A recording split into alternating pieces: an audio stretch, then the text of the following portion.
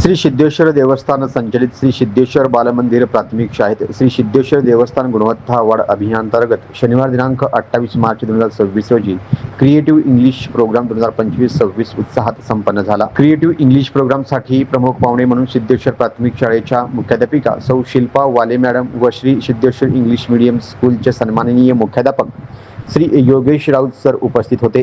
कार्यक्रमाच्या अध्यक्षस्थानी शाळेच्या सन्माननीय मुख्याध्यापिका श्रीमती गीता चिकमनी मॅडम या होत्या।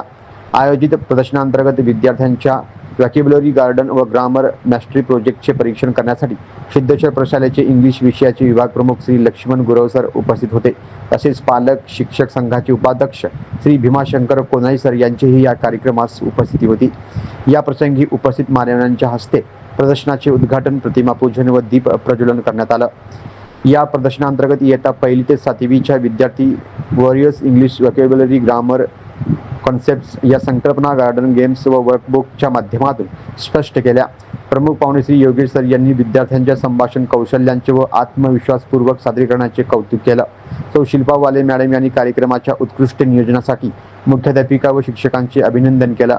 तसेच परीक्षक श्री गुरव सर यांनी विद्यार्थ्यांच्या प्रकल्प सादरीकरणाचे परीक्षण करून निकाल जाहीर केला व विद्यार्थ्यांच्या प्रयत्नांचे व सादरीकरणांचे कौतुक केलं। तसेच शाळेच्या मुख्याध्यापिका श्रीमती गीता चिकमनी मॅडम यांनी त्यांच्या अध्यक्ष मनोगतातून विद्यार्थ्यांनी घेतलेल्या मेहनतीबद्दल, विद्यार्थ्यांचे व विद्यार्थ्यांची उत्कृष्ट तयारी करून घेतल्याबद्दल सर्व शिक्षकांचे अभिनंदन केले।